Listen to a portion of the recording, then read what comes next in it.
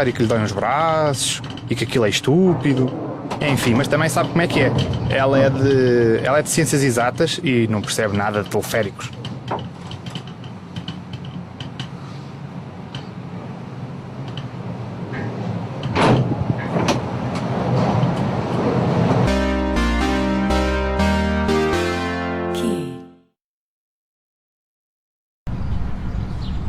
Canal Q. São 11 horas em Majuro.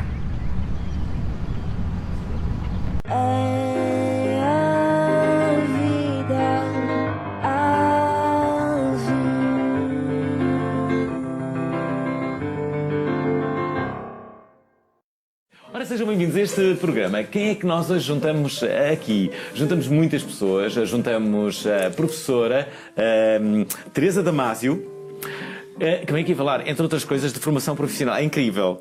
À partida, quem a conhece, se calhar pensava que ia falar sobre direitos humanos e coisas assim. Também vai falar, é verdade. Não podemos escamotear essa realidade. Até porque foi a professora Teresa Damasio que me apresentou um discurso de Hillary Clinton muito mais nova, com 30 e tal anos. Eu pensei que tinha sido aqui que Bill Clinton se tinha apaixonado pela Hillary Clinton, mas Teresa Damasio sabe muito disto e disse que não, que já estava casada. Já estava casada com Bill Clinton, que era na altura governador do Arkansas. Bom, depois juntamos a Luísa Maffei, que é brasileira, que está radicada em Portugal, aliás, como exemplo de quase de uma larguíssima maioria de brasileiros que perceberam que Lisboa pode ser um belo sítio, sobretudo neste período. A Luísa também compreendeu isso também e veio de São Paulo. Larga uma cidade com quantos milhões de habitantes? 16, 20? 18 milhões de habitantes. 18 milhões para Lisboa. Tu dizes que Lisboa é tipo quinta, não é? Que é trânsito. Qual trânsito? Não tem trânsito, não. Não tem trânsito em Lisboa, claro. Para o brasileiro de São Paulo não tem trânsito.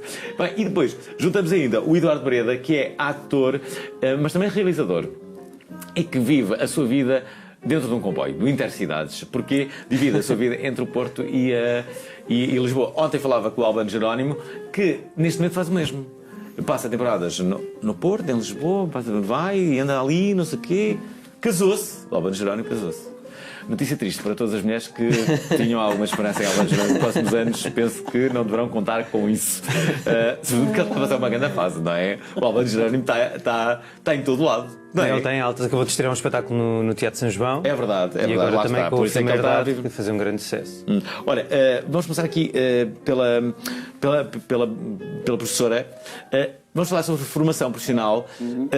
E porquê? Porque a professora foi escolhida para representar aqui a quarta edição da Semana Europeia da Formação Profissional. É, não é? Sim, que começa hoje em Helsínquia.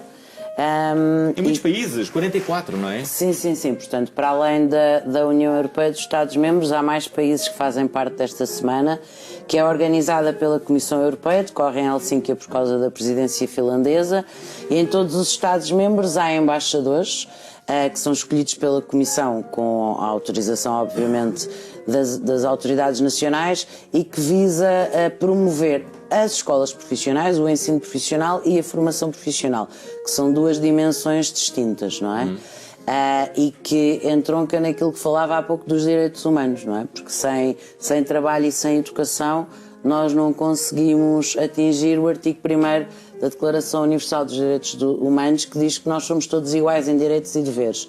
E essa é uma grande dimensão que a Comissão Europeia quer efetivamente promover, que é a dimensão das competências pessoais e da dignidade da pessoa humana através da educação e do trabalho.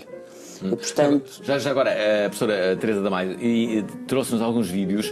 Há um da Malala, nas Nações Unidas, que é particularmente bom, mas porque falamos há pouco da Hillary Clinton, vejam este pequeno discurso, não vamos ver o discurso todo, vamos ver um minuto. Vejam só aqui a Hillary Clinton. I must say, though, that sitting there listening to the recitation of what my class and those on both sides were responsible for was a little bit unsettling, but probably the only thing I would revisit is, as the mother of a 12-year-old daughter, the parietal rules. This is, as Nan says, the second chance for me to speak from this podium. The first was 23 years ago, when I was a graduating senior. My classmates did select me to speak, and I tried to speak for them. I can't claim that 1969 speech as my own. It reflected the hopes, values, and aspirations of my classmates. It was full of the uncompromising language you only write when you are 21. But it is uncanny to me. Aí está, Hillary Clinton, aqui a deixar de boca aberta as pessoas que assistiam a este discurso. Bom, temos que falar aqui da Luísa Maffei, até porque eu estou muito curioso em saber, não a alimentação da Luísa Maffei, que eu já sei, mas a vossa. E agora vocês vão perceber quem é a Luísa Maffei e o que é que lhe aconteceu. Há cerca de... Foi um ano que mudaste a tua alimentação? Sim. Mas o que é que aconteceu? Tiveste algum susto de saúde? Olha, foi um processo muito longo de ir mudando a minha alimentação aos poucos. Bom, você quer que eu conte uma história, é isso? Eu quero. Aliás, eu estou aqui por outra coisa. Certo. Bom, então eu sou chefe de cozinha vegana e sou consultora também de alimentação vegana, que aqui em Portugal às vezes se confunde um pouquinho com vegetariana, né? Ninguém sabe a diferença em Portugal. Eu pessoalmente não sei. Portanto, a diferença entre um vegano e um vegetariano é qual? O vegetariano, ele come ovo, ele come leite, ele come queijo, Tu nem isso comes, nem mel, não é? Não como nem mel, não como nada de origem animal, eu não visto nada de origem animal, eu não passo nada de origem animal, nem que tenha sido testado em animais. Espera lá, o que é que te aconteceu para isso? Aconteceu-te alguma coisa? Que nem minha mãe fala, o que eu fiz para isso acontecer? Bom, o que aconteceu? Eu comecei a cozinhar em casa há mais ou menos uns 10 anos. Mas no começo era claro, aquele tipo de comida assim, macarrão com molho de tomate, qualquer coisa, porque eu saí da casa dos meus pais e eu tinha que cozinhar pra mim mesma. Espera aí. Há 10 anos tu comias carne ou não? Comia. Ah, muito bem. Comia carne. Não, bem, péssimo. Condenado. Infelizmente eu comia. Comia carne, comia tudo que, enfim, que uma pessoa que come tudo, come. O que aconteceu? Eu, na minha adolescência e em boa fase da minha vida adulta, eu enfrentei questões de transtornos alimentares. Ah, tu sofreste bulimia? E anorexia. Ótimo, tudo completo. Tudo a que tens direito, não é? Exatamente. Foram anos... Assim, hoje eu consigo falar sobre isso com muita leveza. Eu sou uma pessoa leve, divertida, mas foram anos muito difíceis. Foram 16 anos ao todo. Foram 16 anos ao todo. Foram 16. Conseguiste superar isso e, na verdade... O que tu não sabes, e agora vais saber, é que ela foi atriz também. Sim. E tu tinhas... Fronteira. Espera bem. E ela tinha uma peça no Brasil, em São Paulo, presumo, que de certa forma era a história da tua vida. Era uma peça do Unesco. Isso. O Rinoceronte. Em que basicamente as pessoas todas se transformavam em rinocerontes. Falava um bocado do período do nazismo, não era? Sim, exato. E as pessoas começavam -se a identificar com a tua personagem. Exato. Mas no fundo o que não sabiam é que aquilo era também a tua história. Era a minha história. Então eu tava ali representando uma personagem. Olha a loucura. Porém, era a minha história também. Então aquilo começou a bagunçar um pouco a minha cabeça. Porque acabava a peça, as mulheres vinham me abraçar emocionadas, choravam e falavam: nossa, a Daisy, eu sou a Daisy, que é a personagem. Porém, eu era a Daisy. E aí eu comecei a ficar... Eu tô aqui representando uma história que toca as pessoas se identificam com essa história. E, no entanto, eu não tenho coragem de contá-la em primeira pessoa. Eu não tenho coragem de falar: essa história é a minha história, eu vivi isso. Eu era aquela adolescente que perdeu a medida, que foi emagrecendo, que começou a usar roupas de numeração infantil, que perdeu o cabelo, que ficou cheia de hematomas, que teve parada cardíaca. Eu fui aquela menina. Não conseguia falar isso em primeira pessoa. Ao mesmo tempo, eu já tinha uma conta no Instagram em que eu compartilhava as receitas do meu dia a dia. Naquela época eu ainda comia ovos, leite, receitas que eu conseguia preparar pra mim, pra eu comer e aceitar no meu corpo. E eu postava aquilo no Instagram. E aí eu comecei a pensar: por que eu não conto no Instagram também que eu tô fazendo tudo isso por um processo de cura meu? E comecei a compartilhar isso também no Instagram. E de novo... comecei a receber muitas mensagens de mulheres que se identificam, que passam por isso também. Homens também, para minha surpresa, porque até então eu achava que era uma questão... É raro, não é? Encontrar... Muito raro. É uma questão muito mais, assim, né, da mulher do que do homem. Mas tu disseste uma coisa importante, que é: o que é que nos leva a fazer essas coisas? A pressão da imagem, que é cada vez maior. Sim. Outro dia vi uma... Como é que se chama aquela... acho que é a Alicia Keys, que deixou de se maquilhar há cerca de... 2, 3 anos. Vocês já viram esse processo? Esse processo é muito interessante, justamente porque ela chegou a essa conclusão de que se maquilhava por uma pressão social e ela não queria embarcar nisso. Ela quis mostrar que era possível ela não se maquilhar e há cerca de 3 ou 4 anos começou a publicamente a assumir isso. Conclusão, não está tão gira, Alice Keys. Não, mas é uma luta boa, ok? Não, acho ótima ideia. Já agora, deixem-me só dizer que há imagens da peça de teatro onde a nossa convidada entrava. E, como é que se chamava? A Daisy. Daisy. Enquanto Daisy. Eu vim andando pra cá e na rua nenhum homem olhou pra mim. Quando eu era mais nova e eu saía na rua, se algum homem olhasse pra mim, eu sentia medo, eu sentia raiva. Se algum homem falasse alguma coisa, eu respondia. Eu ficava com muita raiva mesmo. Mas hoje, nenhum homem olhou pra mim e eu pensei, será que agora, a partir dos meus 28 anos, vai ser cada vez mais raro os homens olharem pra mim quando eu sair na rua? É esse o meu destino, mas talvez você possa me livrar desses medos que a gente...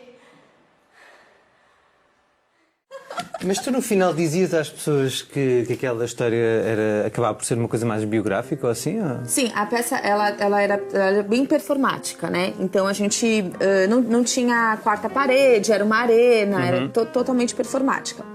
Porém, eu conseguia encaixar isso muito bem na personagem. As pessoas, por exemplo, você é uma pessoa do teatro, você ia perceber que aquela era a minha história. Mas através de alguma dica... Porque eu falava, olha, eu era uma menina, eu tava com peruca, eu tirava a peruca e começava a contar a minha história, eu rasgava a minha pele no palco. Eu falava, olha, eu era uma menina, eu fui amada pela minha mãe, pelo meu pai, mesmo assim, isso aconteceu comigo, e nananana. Então as pessoas, elas, assim, quem tá mais no meio da arte consegue talvez perceber. Agora, quem não é, assim, nossa, gente... Que personagem forte, acha que é a personagem. Bom. E estás a pensar em apresentar alguma coisa aqui? Estou a roubar o programa. Eu adoro isso, para mim podem ver o programa todo. Estás a pensar em fazer algum trabalho cá? Eu tenho vontade de resgatar essa performance, esse solo e transformar ele de alguma forma, porque lá a gente fazia uma peça com mais 8 atores, né? Eram 8 no total, então aqui... É curioso que, reparem, temos aqui uma ex-atriz. Não, eu sou atriz. Continuas a ser atriz. Ok. Temos aqui um ator e realizador e temos aqui alguém que um dia pensou em ser atriz. Porque é verdade. E tirei vários cursos de teatro, aliás. Ok. Sim, eu depois fui para Direito, mas gostava mesmo de ter ido para o Conservatório de Teatro. Isso agora. Mas pode fazer como a Júlia Pinheiro fez, que é assim, agora já com tenra idade foi fazer os monólogos da vagina. E acho que correu muito bem, atenção. Eu não tive a possibilidade de ver. Acho que correu imensamente bem. Disseram-me que... Alguém foi ver? Temos ali uma pessoa. E que tal? Júlia Pinheiro. Muito bem. E a voz estava mesmo boa. O que é espantoso. Ninguém estava a contar com isso. Não, mas isso é verdade. Pode ser que a professora ainda consiga realizar o seu sonho. Não. Já não? Não. Eu estive na política, portanto nós temos muitas formas. Quando formas. na política já não pode ser? Não. Nós temos muitas formas de realizar vários sonhos que temos. Ok. Então, mas a parte da representação. Temos aqui uma política que está em ascensão, que era atriz, justamente no Porto. Exatamente, a Catarina Martins. E há uma história muito curiosa, que é durante anos e anos eu correspondi com a Catarina Martins, porque eu tinha uma revista literária que era a 365 e o marido da Catarina Martins escrevia textos para essa revista. E quem falava comigo era sempre a Catarina Martins. E eu nunca imaginei que aquela Catarina Martins era esta Catarina Martins. E quando ela me deu uma entrevista na rádio, que engraçado, é que percebeu. Que giro conhecer-te e não sei o que, ela, mas já me conhece há muitos anos. E disse-me que era aquela Catarina Martins. E eu fiquei pasmado. Marido das visões úteis. Lembro perfeitamente disso. Pá, de repente a Catarina. E ela era. Cá está, atriz. Por acaso, já agora uma pergunta que é: aquela ideia de que as pessoas só podem ocupar lugares públicos a nível político, entenda-se, tendo uma carreira política, eu acho que começa a esfumar-se. Porque temos um comediante agora que é primeiro-ministro. A Catarina Martins, que é atriz e que está cada vez mais ocupar um lugar importante na política em Portugal. Isto é, se calhar já não é necessário uma carreira política para termos um lugar político. Eu, por acaso, não concordo, porque eu entrei muito nova na juventude do meu partido e, portanto, eu acho que nós devemos ter... Qual é o seu partido? Mesmo o meu partido. É o partido onde eu milito desde jovem. É o Partido Socialista e, portanto, eu acho que é importante nós fazermos entrarmos dentro das estruturas. Então, mas o António Costa não a convidou agora para esta renovação? O meu partido é um partido democrático, somos milhares de militantes, portanto, pensamos todos de formas, temos muitas correntes de pensamento. Para o Ministério do Trabalho? Mas podia, mas estou noutro trabalho neste momento, estou a servir António Costa está com os cabelos todos brancos, não sei se já reparou. É normal, então... Nos últimos 4 anos ficaram todos branquinhos, tinha alguns, todos brancos. É incrível, a política não deve fazer bem. É, mas olha, o Bill Clinton também ficou assim. E o Obama também ficou assim.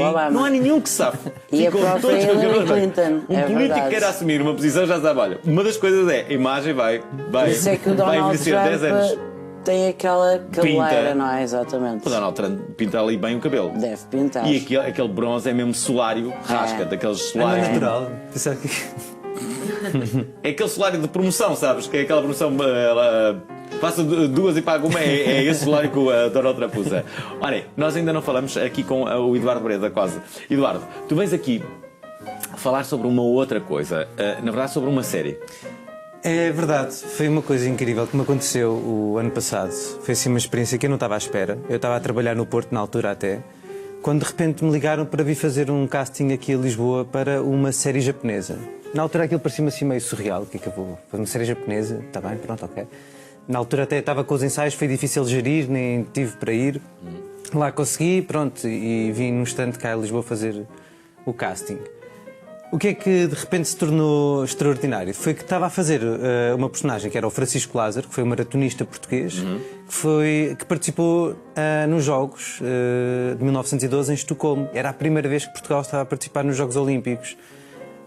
Foi também a primeira vez que alguém morreu nos Jogos Olímpicos. Morreu? E o que é mais engraçado ainda foi que há muito ainda por falar sobre esta figura, o Francisco Lázaro. E de repente nós, cá em Portugal, ouvimos falar assim, mais ou menos, sobre um desportista que participou nos Jogos Olímpicos e acabou por morrer. Mas morreu como? Ainda está muita coisa por esclarecer. Há quem fale que tenha sido sebo que ele colocou no corpo e que acabou por tapar os poros e que de repente estavam mais de 40 graus naquele dia. A prova foi sendo adiada ao longo do dia. Isso pode fazer sentido, certo? Só que ao mesmo tempo já também há algumas teorias que descredibilizam esta. Porque dizem que com aquele calor o sebo teria derretido logo a priori. Portanto, depois há outra teoria que falam sobre uma alimentação, lá está, que ele estava a fazer, de forma a recuperar mais rapidamente, fazer uma recuperação rápida dos músculos e do desgaste, mas também descredibilizam isso. Portanto, na realidade há mais um mito à volta desta figura, do Francisco Lázaro, do que propriamente certezas. Eu acho isso realmente extraordinário. Ele era de que clube? Do Benfica. Do Benfica. De que clube é que é, já agora? Do Benfica. E tu? Corinthians. Corinthians. Eu entrevistei aquele padre brasileiro, o Padre Rossi. Sim. Sabes quem é o Padre Rossi? Sim, sim. O Padre Rossi também é do Corinthians e ele contou-me que uma vez ele foi ver um jogo lá no Corinthians. Bem, e a malta do Corinthians, como todos os outros clubes, são muito fanáticos. E houve um penalti contra o Corinthians, pá, e o estádio inteiro virou-se para o Padre Rossi, estás a ver que era tipo para ele também. Pá, não tem nada a ver com isso. E foi gol e ele foi assobiado, o Padre Rossi. Eu disse, pá, nunca mais entro no estádio. Eu disse, pá, nunca mais venho ver o jogo. Não tem nada a ver com isto. Mas olha, entretanto, a série foi gravada entre Estocolmo e Tóquio, e tu tiveste que ir. Pá, foi incrível. De repente, eu nunca tinha ido a nenhuma das cidades. Quando eu dei por mim, estava em Estocolmo, de repente no estádio, a gravar, ao lado de tantos outros atores internacionais. Pá, foi realmente uma experiência muito bonita. Porque de repente, dentro do mundo em que estamos, em que querem impor muralhas e barreiras e estão a definir cada vez mais essas linhas. Estou a fazer um projeto com pessoas de várias nacionalidades e estamos todos a caminhar na mesma direção. E isso foi mesmo incrível porque eu senti, não era nada que eu estava sozinha a perceber-me. Havia-se isso no set. De repente, pronto, tudo o que era relativamente aos momentos de exterior foram gravados em Estocolmo e tudo o que era os momentos de interior foram nos decors em Tóquio. Bem, isto aqui para mim foi uma aventura. Isso durante quanto tempo? Em Tóquio foram 2 semanas e em Estocolmo também. Mas em Tóquio foram 2 semanas, sendo que uma delas foi a viajar pelo Japão. Uau. Que foi, lá está, um privilégio enorme. Estava acompanhado pelas pessoas da produção que ora me deixavam à solta para conhecer as cidades. Ora te guiavam. Ora me guiavam. E de repente eu, como turista, pronto, não tinha a preocupação de ir a sítios porque acontecia ir lá. Ora porque me convidavam para ir jantar a um restaurante e depois eu percebo tipo, este é aquele restaurante que não sei o quê, não sei o quê. Ora de repente dou por mim às 5 da manhã num karaoke e é tipo, este é aquele karaoke famoso não sei o quê. Ora de repente estou no mercado de peixe. Olha, que tal a comida japonesa? Muito boa. Eu adorei. Mas eu pensava que era mais saudável. É. Eu pensava que era mais saudável, mas aquilo é, sei lá, senti que era muito à volta dos fritos, não sei, e muita street food. Aquilo é uma correria, né? Principalmente Osaka e Tóquio. É uma correria, então há muito aquela coisa de grab and go, mas em modo fritos, né? Tentáculos. Eles dão-lhe muito nos fritos. Dão-lhe muito no frito. Bom, deixem-me só dizer que estamos a acabar aqui esta primeira parte, mas já voltamos para a segunda.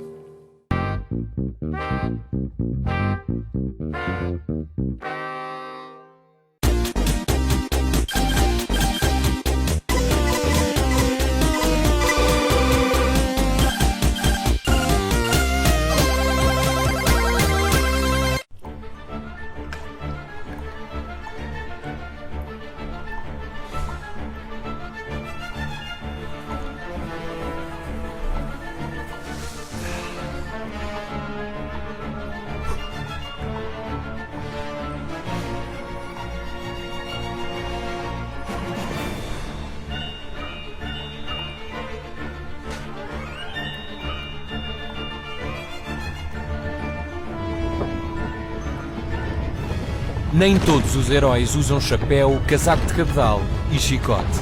Heróis do Mike, todas as terças no Qplay.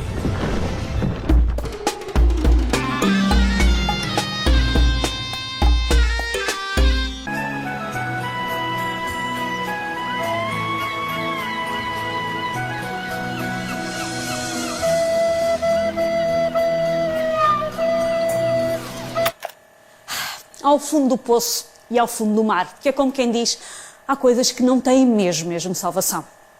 E o raio da velha que atirou o colar, pá, aquilo valia guita. Eu sei que valia, no LX então. Quem desdenha, o programa que vai contra os icebergs do mau gosto. A partir de 23 de outubro, no Qplay.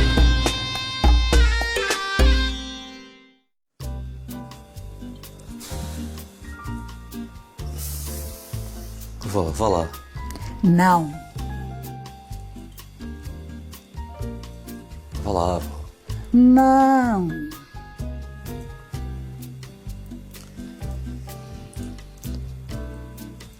Avó, não te custa nada. Vá lá. Já te disse que não, João. Arranja outra velha. Safa.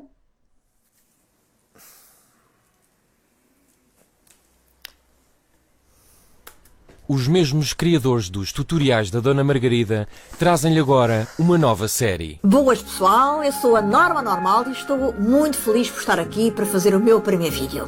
Siga os vídeos de Norma Normal, a youtuber oficial do Canal Q. Onde é que anda o meu gato? Já morreu há 6 anos? Onde é que ele anda?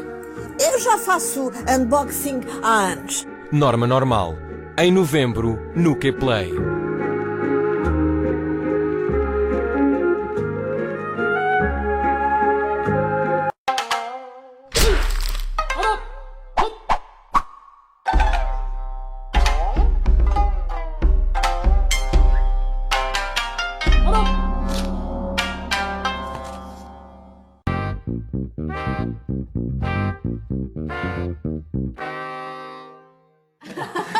Segunda parte deste programa. Estamos aqui com incríveis convidados. A professora Teresa Damásio, que veio aqui falar sobre formação profissional. Já lá vamos. Também a Luísa Maffei, brasileira, que está radicada em Portugal há pouco mais de 6 meses, vinda de São Paulo, uma cidade, como ela disse, de 18 milhões de habitantes. E ainda o o Eduardo Breda, que é ator, é realizador e que veio falar aqui sobre uma série que gravou entre Tóquio e Estocolmo.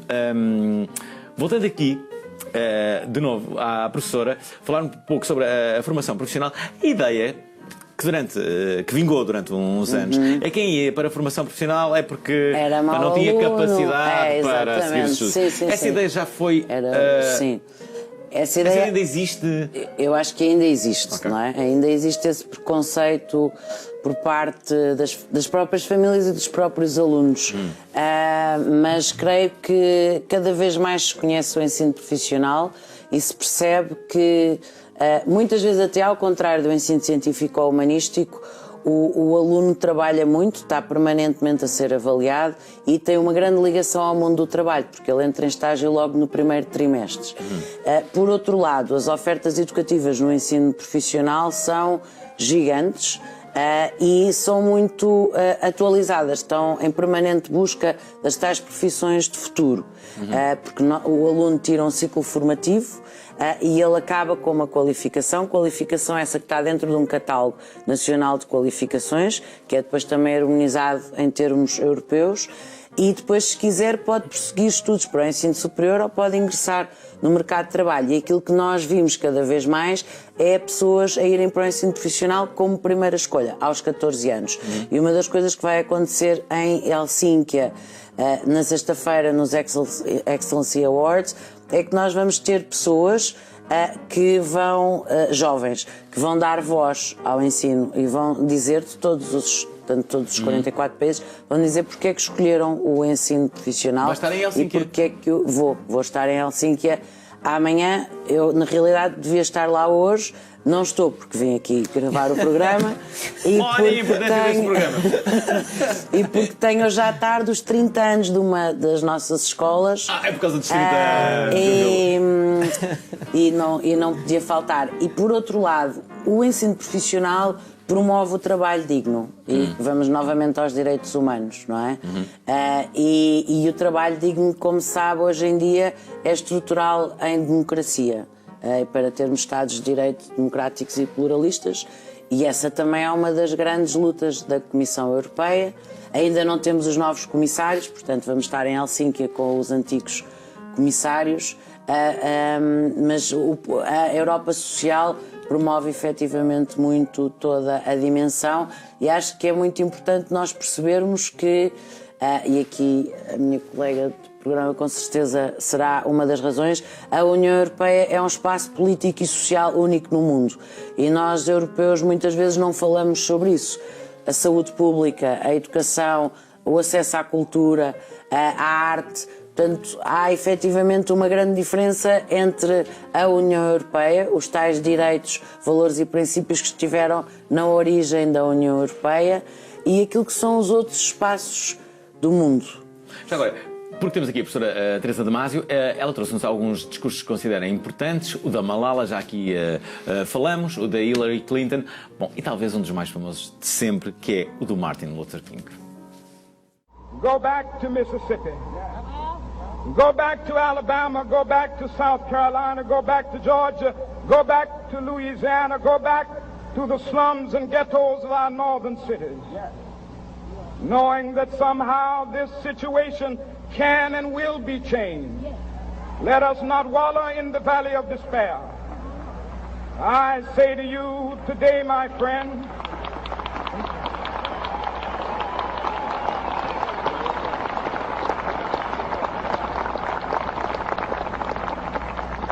so even though we face the difficulties of today and tomorrow, I still have a dream. It is a dream deeply rooted in the American dream. I have a dream that one day this nation will rise up and live out the true meaning of its creed. we hold these truths to be self-evident, that all men are created equal.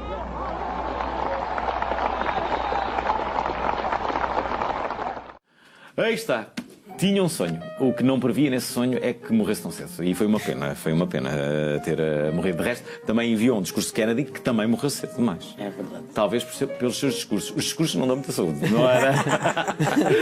Bom, já agora, estava aqui a falar com a Lisa Maffei a propósito da Mídia Ninja, que foi um projeto é um projeto que existe no Brasil, que foi importante. Ela explicou-me, tinha uma audiência calculada em mais de 1 milhão de seguidores.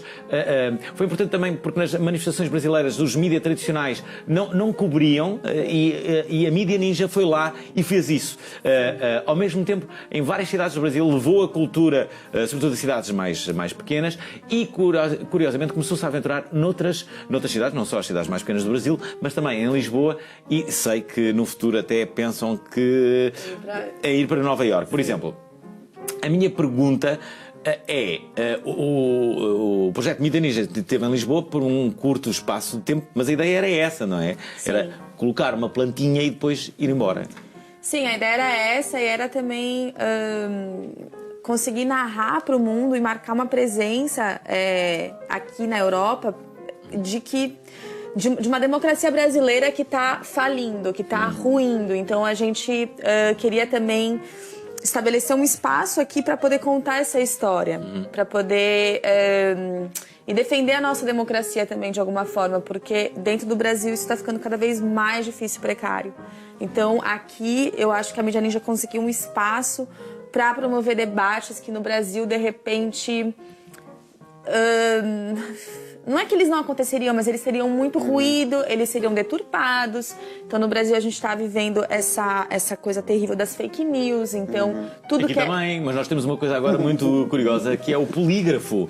O polígrafo tem sido tem sido um grande sucesso. O polígrafo é uma grande ideia, que é basicamente, já podemos dizer que é quase um órgão de comunicação social. É um órgão de comunicação social. Começou por ser uma rubrica, mas a verdade é que ele analisa cada uma das fake news e mostra porque é que aquilo pode ser verdade ou pode não ser, e quando não é verdade desconstrói tudo aquilo que é uma boa ideia. É sério? É sério. Chama-se polígrafo. Eu acho que acho que talvez tenha sido a ideia mais brilhante do último ano. E não, até estava num júri, justamente, de prémios da comunicação, e eu votei o polígrafo para melhor prémio do ano, mas depois não foi possível. Não virou. Bom, já agora, deixa-me só dizer que tu estás aqui não por falar sobre os direitos humanos também, mas nem sobre a situação do Brasil, mas justamente que tu vais fazer uma série de workshops. Sim. Em todo lado. No dia 24 de outubro vais fazer no Mercado das Turcatas, é isso? É 24 de novembro, na verdade. 24 de novembro. Daqui a um mês. Vou fazer, sim. O que é que vais falar? Estou vais falar sobre... animada com isso. Estás animada, não é? Muito, tu muito. já fizeste imensa coisa. Chegaste aqui, começaste logo, já tens muitos contactos, já deves ter imensos amigos. Também, é verdade, tinhas cá a família, o teu cunhado estava cá, Meu não é? cunhado, sim. Meu cunhado e minha cunhada, eles moram em Vila Franca de Xira. Que não é muito longe daqui. É muito perto. Aliás, para os brasileiros, tudo deve ser muito perto daqui, não é? Muito perto, quase posso ir andando. Claro. Ir ao Porto é tipo... Muito perto. Cooperativos. Então, mas o que é que tu vais fazer no dia 24? No dia 24, eu vou fazer um workshop, um cook show. Ele é gratuito, ele é aberto ao público, é só ir lá e participar. E eu vou ensinar a preparar algumas refeições totalmente a partir de alimentos integrais, biológicos, frescos, de um jeito muito simples, porque eu não vou ter nem fogão, eu não vou ter estrutura nenhuma de cozinha, geladeira. Não? Então como é que vais fazer isso? Vamos ver. Eu vou fazer uma sopa fria. E vou fazer uma tapenade, que é como se fosse um pesto, mas é com azeitonas, espinafre e nozes, para comer com pão. Então pode ser um belo jantar leve, saudável e nutritivo. Uma sopinha, que pode ser comida quente também, se você tiver fogão. Você aquece. E um pãozinho com tapenade. Agora, eu há pouco não vos perguntei, como é que é a vossa alimentação, professora? Normal. Tenta ser o mais saudável possível. Tenho esse cuidado. Tenho, sim, senhora. E tu? Tenho, sim, senhora. Eu agora comecei a preocupar-me com a alimentação. Pronto. É uma tendência. É uma tendência, não é? Sim. Então, de repente, comecei a procurar mais os vegetais e tudo mais. Também por causa do consumo de água, comecei a procurar carnes brancas, porque descobri também que a carne vermelha Tu ser mais cancerígena, não é? Fala-se muito disso.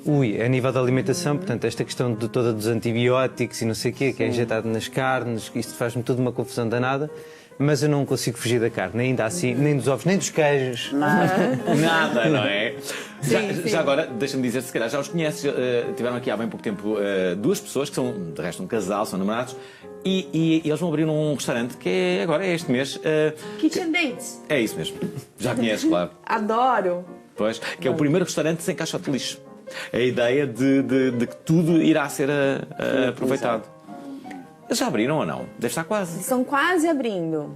Eles não têm uma data. Vão abrir aonde? De lançar. É na Telheiras? Telheiras, é possível. Eu ia falar telhados. Há uma grande curiosidade em saber como é que eles vão safar, não é? Tipo, como é que as pessoas vão safar? Olha, já agora, tu, para além disto, vais fazer um curso online em dezembro. Sim. Que se chama Marmitas Boas, Bonitas e Baratas. Para além disso, tu vais ter... Como é que é? Exatamente. Vais ter às segundas-feiras de novembro, vais ter um grupo de pessoas que irás convocar, terão que se inscrever, obviamente, para a tua casa na Lapa. Sim. Escolheste uma boa zona, é? A Lapa é o nosso. Eu descobri que eu sou muito Leblon. Pois, claro, eu não conheço São Paulo, não sei, mas sei lá, no Rio de Janeiro, o Leblon é a zona. A Lapa é aqui o Leblon. É, exatamente. Mas foi um golpe de sorte, honestamente. Não, assim, golpe de sorte. A gente nem sabia direito onde a gente estava indo morar. Apareceu ali. Era 50 euros mais caro do que em Algés, e a gente falou, acho que aqui tá mais central, né? Vamos ficar aqui. Estás bem, estás a gostar de viver na Lapa? Sim, tô. Assim, gosto muito, agradeço todos os dias por estar ali, mas eu também acho um pouco engraçado. Às vezes eu saio na rua e eu vejo famílias assim, todas com o mesmo cabelinho, sabe? Assim, o pai, aí tem o filho mais velho com o mesmo cabelinho, aí o filho mais novo com o mesmo cabelinho, e no carrinho tá um bebê com o mesmo cabelinho. Bem-vindo à Lapa, bem-vindo à Lapa, é assim. É o símbolo da Lapa, é isso. É esse. Já agora, Eduardo, tu ainda não falaste de uma coisa que é a quantidade de ações que vais ter. Deixa-me cá recordar-te, o que é que vais ter? Agora assim nos próximos tempos. Sim, vais ter o espetáculo Kobudai, que estreaste no mês passado em Montemoro Novo, não é? Foi assim uma influência também do Japão, depois daquela experiência. Ainda a propósito curioso das pessoas que morrem novas, o Francisco Lázaro morreu aos 24 anos. 24 anos? É incrível. Saiu de Lisboa para participar nos Jogos Olímpicos a dizer ou ganho ou morro. Pronto, acabou por... Lá está. Olha, foi a segunda hipótese. Azar para o Francisco Lázaro.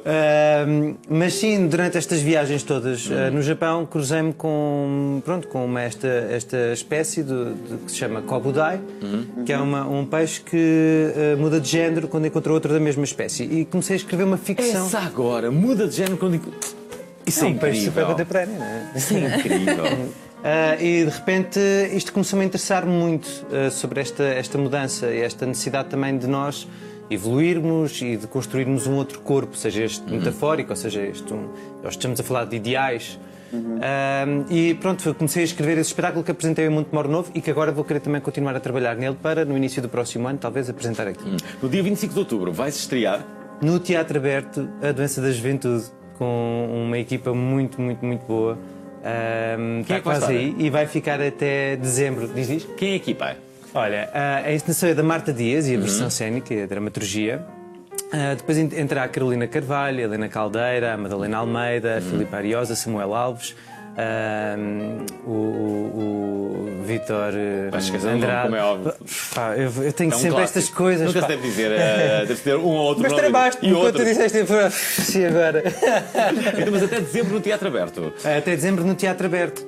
Para além disso, tens dois documentários que vão estrear agora no Tandemás. São dois documentários, ambos a partir do universo teatral, sobre a criação artística. Um percorre o trabalho da Mónica Calha, que fez A Boa Alma em 2015. E isto, na realidade, é o início de um trabalho que tem feito agora bastante sucesso da Mónica, que se chama O Ensaio para uma Cartografia, que está agora a ter uma digressão internacional e que está a ter assim muito sucesso. O que é engraçado aqui no trabalho da Mónica é nós conseguimos realmente ver onde é que ela quer, qual é que é o sítio onde ela quer trabalhar. E isso está muito claro no filme e eu fiquei muito contente por conseguir... Está claro no filme onde é que ela quer trabalhar? A última vez ela estava a trabalhar nas casas bem de luxo. Não, a última vez que ela estava a trabalhar foi agora ou no Teatro Nacional. Este espetáculo sai para uma coisa. Mas ela teve agora essa intimidade... ela teve um espetáculo que era nas casas bem de luxo. Infelizmente eu não consegui ver porque estava a ensaiar, mas foi incrível. Essa intimidade que ela procura com o espectador é um sítio que eu acho que é incrível, pronto, que só a Mónica consegue estar aí também. Achas que a Mónica já teve o reconhecimento devido? Ou achas que... Eu acho que a Mónica... A ideia que eu tenho é que a grande maioria dos portugueses não sabe quem é a Mónica Carmo. Nós sabemos. Mas eu acho que isso, ao mesmo tempo, também permite fazer o trabalho que ela quer. Mas ela tem tido algum reconhecimento, principalmente agora com este trabalho dela. A Luísa está aqui aos papéis que não faz ideia de quem é a Mónica Carmo. Mas é, assim, é uma atriz muito alternativa. Uma atriz, uma encenadora muito alternativa, que começou a trabalhar aqui no centro da cidade, no Castro Dré. E no Castro Dré não é o que era agora. E, entretanto, depois mudou-se para a Zona J. E agora está a fazer um trabalho incrível também, que está com um espetáculo que está em digressão internacional. É mesmo muito boa. Mónica Calha. Olha, nós ainda não passamos imagens aqui do Eduardo Breda, mas vamos passar agora.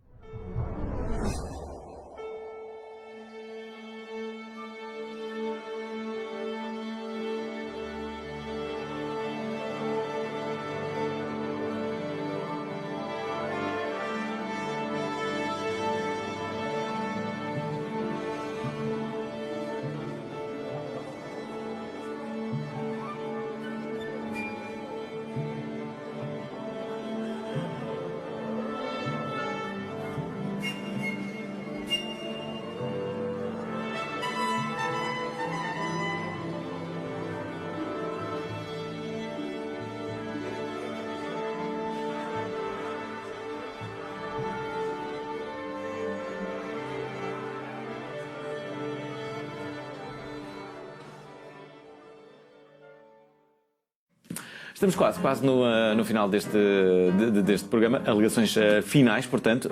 Uma pergunta que eu ainda não fiz aqui à Luísa, que é esta. Tu vieste para Portugal há 6 meses, já fizeste muita coisa, a alimentação vai ser a tua cena, já o percebemos. Mas então e a tua carreira enquanto atriz? Vais fazer coisas?